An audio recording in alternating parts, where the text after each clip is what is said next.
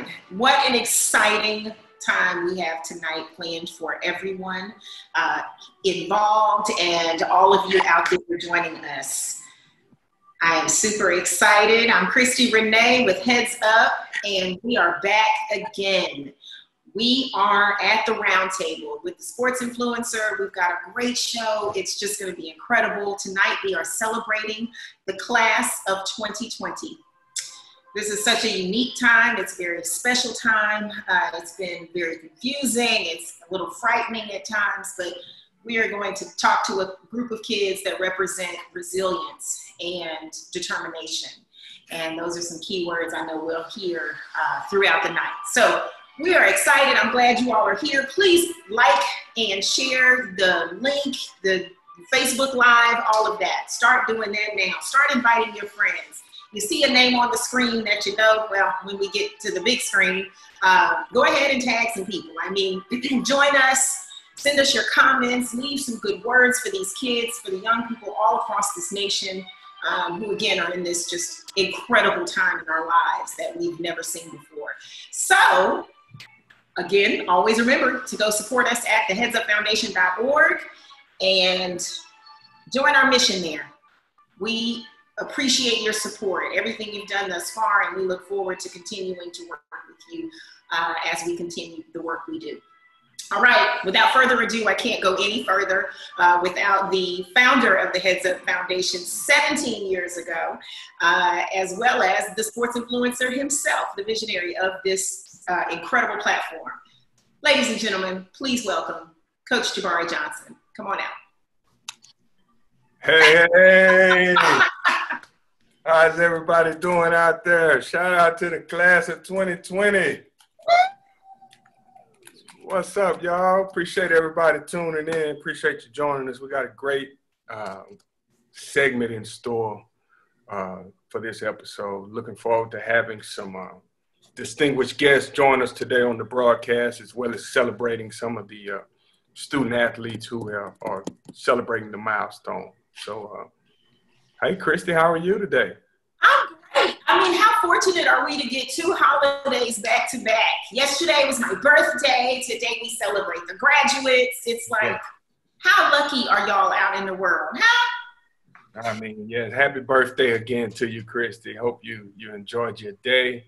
I hope it was relaxing and you got loved on and all that good stuff. But definitely happy birthday to you. I did. Thank you so much.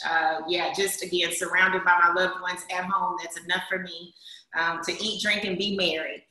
And so that is indeed what we did. But now we are on to the next celebration. And tonight is about to just be epic. I mean, I don't know, after this weekend's incredible experiences with the one and only President Barack Obama, congratulating and commencing the HBCU class of 2020, as well as all of our high school graduates of 2020. I mean, it's just, we're going to try to outdo him tonight. I mean, that was such an inspiring event, just seeing everybody come together to pull that off for the graduating class at the HBCUs, as well as the one that later on that night that President Obama did for the high school graduates. So super excited about that. Shout out to Chase, President Barack Obama, and those guys who pulled off that amazing platform for those students. So, and LeBron James. I mean, we have to really acknowledge his amazing involvement. He was instrumental in making sure that, he and President Obama worked together as well as all of the other entities. But again, you have a host like LeBron James, and then your commencement speaker is Barack Obama. Can't go wrong. So I hope that this class truly takes all of that, and just will go and be amazing. Absolutely. Yeah, we just wanted to, again, do our part to show love to so many seniors out there. COVID-19 has pretty much rocked everything and everyone to its core. And so these students are having to adjust. And again, this will probably be the most memorable graduating class ever, just because of what they had to deal with. So you know, I'm looking forward to that. But I want to bring out our first special guest.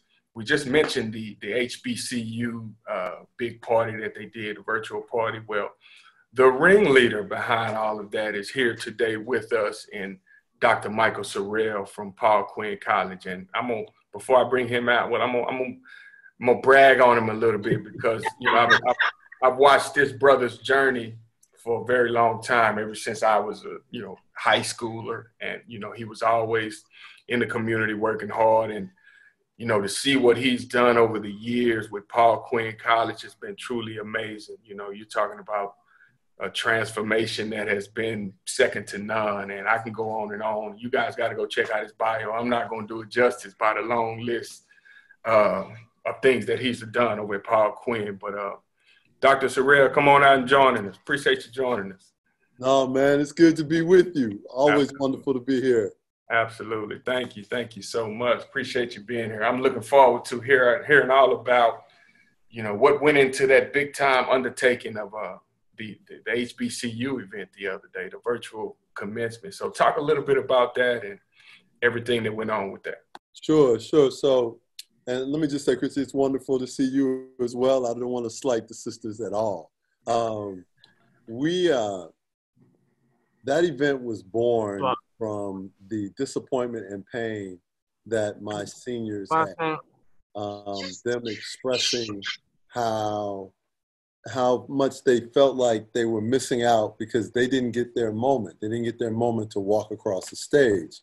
And as we really stopped and thought about that, for many of our students, you know, they are their first people in their families to graduate from college. So it wasn't just their moment, it was a generational moment. It was something that, you know, people for hundreds of years of their families had never experienced. And in thinking about that, and the conversations that I had with them, you know, I realized, I said, well, you know, we aren't the only school. We're not the only HBCU whose students are feeling this way. What if we created a national event which gave us an opportunity for people to have a shared experience that, while certainly would never replace walking across the stage, but might give them a new experience? From that point, I called up a friend of mine, Thasunda Duckett, who's the president of JP Morgan Chase's consumer banking division, who actually is a former high school basketball player herself. And, you know, and a member of Delta Sigma Theta sorority too. That's right. That's right. And so I ran the idea by T. She loved it. And then it just kept growing. One of my fraternity brothers and close friends, Oris Stewart, is on the executive leadership team at the NBA. I called O and told him about the idea, and he got the NBA to participate. And then it just kept growing, right? So it's just one of those things where what the message I would hope that the students took away is this: people see you. People are with you. They understand. And you're not in this by yourself. There's a lot of love for you out here. Do not ever lose sight of that. And by the time it was said and done, we had over 1 million. I think we're up to 1,400,000, 1,500,000 people have viewed the celebration. It turned into a weekend event, and it was extraordinary. Wow. Indeed. Yeah. I enjoyed that thoroughly. I thought it was very well put together. I thought and you're right, it sends an incredible message, because oftentimes, you know, we forget to highlight these historically Black colleges and universities, and they get kind of left out of the mix sometimes on certain huge platforms. And this was unprecedented. It was historical. Great job. Great big kudos to you and everybody that participated, that put that together. Thank you for doing that. I think it's a great point that you make. You know, I mean, sometimes we in our own community don't show the proper amount of respect and love for our own institution. Mm-hmm. You know, and it's interesting. I mean, I didn't go to an historically Black college. I mean, I went to Oberlin for college, went to Duke for law school and graduate school, and then went to Penn for my doctorate. But everyone else in my family went to a historically Black college, right? My wife went to Spelman. She went to Penn for her MBA, and so we understand the quality of the institution, but we also understand what it's like to be part of a community. Mm-hmm. And no matter how much I may love my schools, I don't have the same experience that my wife had at Spelman, that my cousins had at Hampton or Morehouse. And we have to understand how important our schools are as well. I don't begrudge anyone else for the choices they make. You do what you can do for yourself where you find a home. Just don't be disrespectful to someone else's home. Absolutely. Now, who were some of the names that you guys had involved with the HBCU project? Oh, sure. Yeah, so, you know, just because this is a sports show, let's talk about who showed up from the sports world. We had Chris Paul, we had Vince Carter, we had the number 2 man at the NBA, Mark Tatum. We had Steph Curry, we had Senator Kamala Harris, we had Wyclef Jean, we had Anthony Hamilton. I mean, the list just kept going on, and all these people really showed up and were supportive and engaged and loved on our students. Wow, that's incredible. So I'm gonna shift gears a little bit. I've been following what you've been doing with your Quinnite Nation podcast and been giving some really good information on that. What I want to ask you is, what's the impact of COVID-19 on higher learning at the next level? Yeah, truthfully, it's changed everything, right? We don't have a cure. We don't have a vaccine. We don't even have widespread testing. And we don't even fully understand what the virus does to you. I mean, every week, there's something else that we discover about how, when it invades your body, how it damages you. And so it's made it very difficult. There's this amazing study by Cornell University that talks about colleges and universities being ideal places for epidemics, surging. And because of your close proximity to each other, because frankly, people go to college, you're not walking around college with Clorox wipes, right? Like that's not how it works. Right. So it's forced everyone to go to school online, or most everyone to go to school online.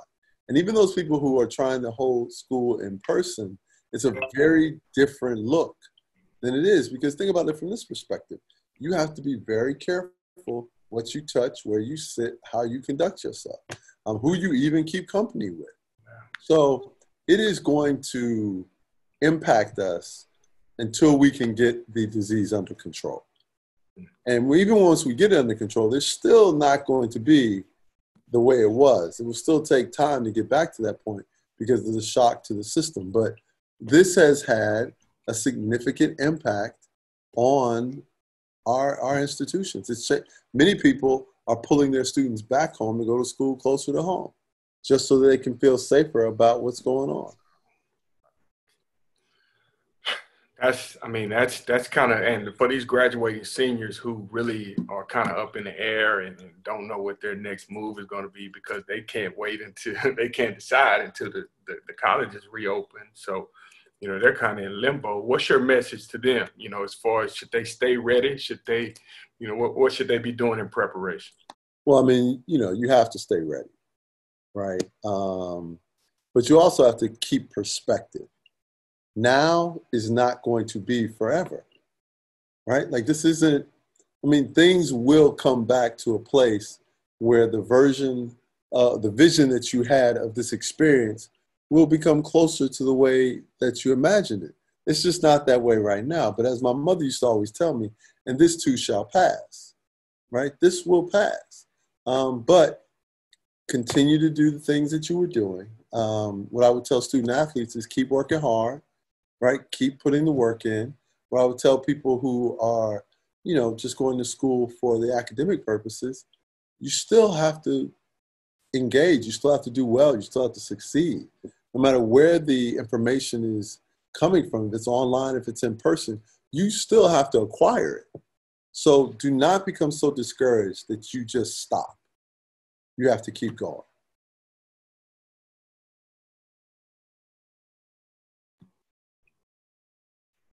That's rich. That is definitely rich. Thank you, Perez. I appreciate you hanging. And let's pass the mic over to our next distinguished guest. We have the Honorable Casey Thomas, Councilmember Casey Thomas from the city of Dallas joining us. Casey, how are you today? Hey, I'm doing great, Jabari. Thank you for 7 o'clock. We got so many students who didn't expect this to be what their graduation was like, but I promise you, the class of 2020 will always be special. Dr. Sorrell and Newt, I appreciate your leadership. I appreciate, how you represent in such an impactful way, and I'm honored to be able to share this stage with you tonight. Oh, brother, it's always good to be in your company. Always.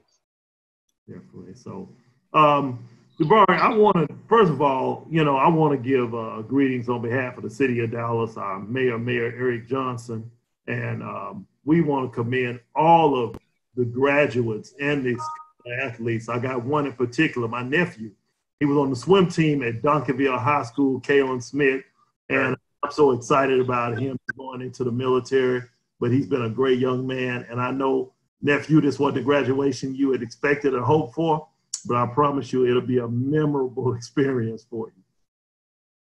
Absolutely, absolutely. Thank you so much, Councilmember, for joining us. And next up, we have the national radio host and radio sweetheart herself, Miss Lady Jade, who'll be joining us from K104. Hey, Jade, how are you? Oh, my camera isn't messed up. Oh, hey. How are you? Thank you so much for having me. I'm so excited to be here today. No problem. Thank you so much for joining us. So what have you been up to? What's the impact of COVID-19 been going on in your world? Oh, boy. I'm not even going to lie. Probably just like everybody else, just toiling with these feelings of trying not to be overwhelmed with the unknown. We read it every day. We hear it every day. We have to report it every day. So, this is why I always am really, really big on stressing the importance of us taking care of our mental health, because that anxiety and that stress and not knowing what's going to happen tomorrow and not knowing even what this thing is, like Dr. Sorrell was saying earlier, it can create a lot of anxiety and stress. So for everybody that's out there listening and watching, your feelings and your emotions are real, right? And so we can't be afraid to share those and share those things with others, because if we hold them in, this is when it starts affecting our health. And I'm one of those people, we're brought up, you got to be tough. You got to push through. And we do. We have to definitely push through, but we also have to listen to those true feelings of the stress and anxiety, because that will really, really wear on our health. So, don't be afraid to say, hey, I really need to talk to somebody, outside of my family, outside of my friends right now, just to kind of get this off, because I'm really not understanding how I feel. So I want to always make sure that I'm promoting that there's nothing wrong with seeking like counseling or therapy. And I'm sure that there are free resources that are out there. And, in our community, that is one of those things we do not like to talk about and we do not like to admit to, but I will be the first to say, I go to counseling myself. And I think it's just very important trying to stay on the subject, because it all intertwines. I can remember having a conversation, and I always reference this story with Kirk Franklin's wife, Tammy Franklin. And I was asking her about counseling. And, in the Black community, it's like, if you go to counseling, they think you're crazy, but that's not the truth, right? And so she said, well, do you wait for all 4 tires on your car to flatten before you go take it in? And I was like, well, no, ma'am. She said, do you wait on the engine to break down before you take it in? I said, no, ma'am. She said, so why would you wait till you're all the way broken down before you go get maintenance on yourself? Well, COVID-19 has definitely, I think, pushed us over the edge, especially our class of 2020, of this, you have worked your entire life for these moments that we all look forward to, like the prom, like walking across the stage. For all of a sudden, this pandemic that still to this day nobody understands, everybody is saying like, well, no, it's not necessarily gonna happen for you like that. Y'all better log onto a computer. And that just is not satisfying to a lot of kids. And just like you guys mentioned earlier about not knowing what's gonna go on with school and college, and you have all these athletes that are looking forward to starting their career, that will lead into possibly a future career. And those that are, you know, been academically really, really striving to not know, am I going, you know, it's just the fear of the unknown. So I want to make sure that everybody understands it is okay for you to feel the way that you feel, but just don't get stuck there. And just, again, if it gets too overwhelming for you, it is okay to just say, hey, I just need somebody to get this off my chest too. Trust me, I do it. Trust me, I really do. So yeah,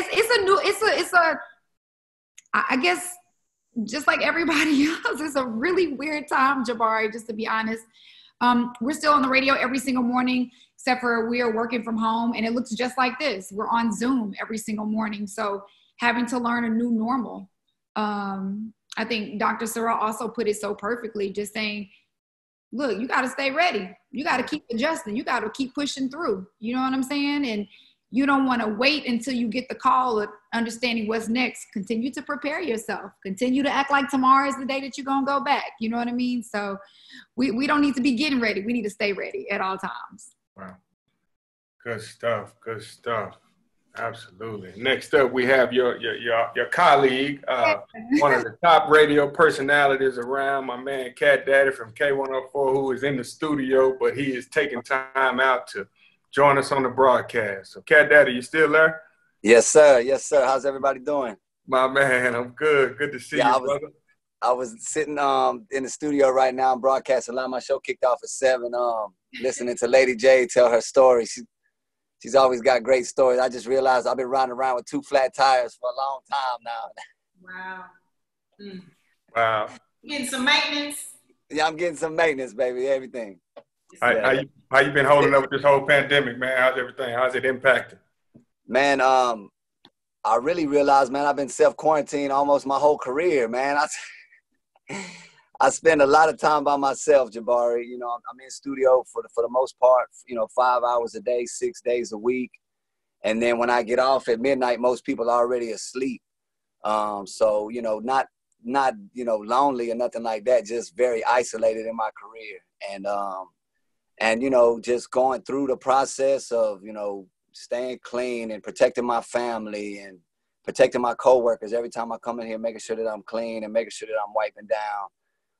Just gives a different perspective on life, you know, how important some of the little things are that we go through every day that we took for granted and that we will never take for granted again. You know, contact with your loved ones and your family. You know, a hug means so much more, a handshake, a dab, you know, especially with some of these athletes, man, like handshake is like the best part of the you know, coming out the layup line and, you know, getting introduced, you know, everybody got their handshake. And, man, to think how many times you give somebody 5 during a basketball game, you know, after every free throw, after every pass and shot. And, you know, there's always a handshake and a dab. But, yeah, just really put things in perspective, man, the last month and a half. You clearly see, man, I went crazy, man. I had to bleach my hair, man. I don't know what I was doing.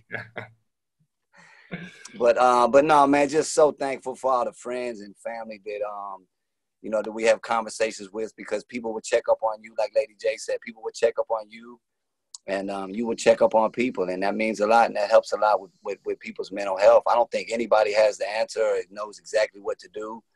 But I feel like the more people we communicate with, we get perspective. Hey, what are you doing? How do you go to work?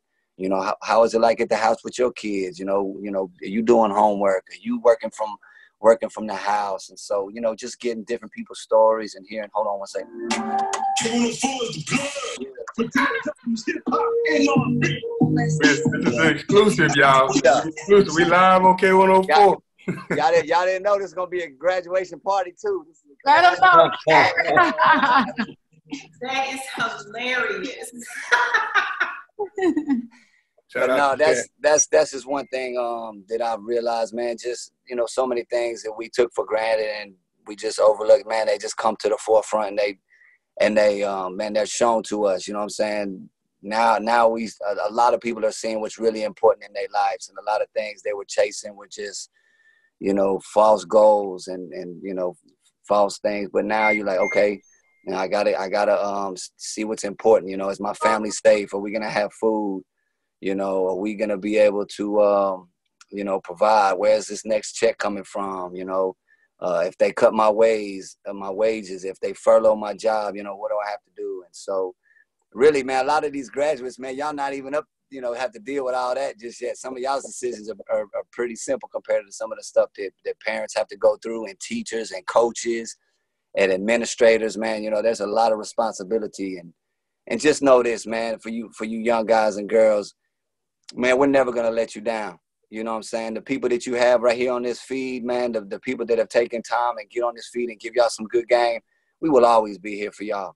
There's no doubt about that, man. We always care for y'all. We root for y'all 100% of the time, and we'll never let you down. And we're always going to be here for you, whether it's you got a couple flat tires on that whip, you know, you bring it to the shop, like Lady J said, or if it's a coach that can help you with something that, you know, on a personal side, or it's something with education. There's always going to be somebody here that's willing to help you. You have the passion and you have the will, and there's going to be people that's going to continue to shine that light in the dark space for you. So just keep looking for those people that have that light. You know what I'm saying? They're going to share the light with you. There's no doubt. Wow. Good stuff, Kat. Good stuff. Thank you so much for being here, man. Hang out with us for a minute. Next up, we're going to bring out my man, the one and only comedian Q himself, as seen on OWN's Love Gold, and the creator of the We Got Next comedy series. Q, you out there? Come on, join us. Come on, Q. I'm mute.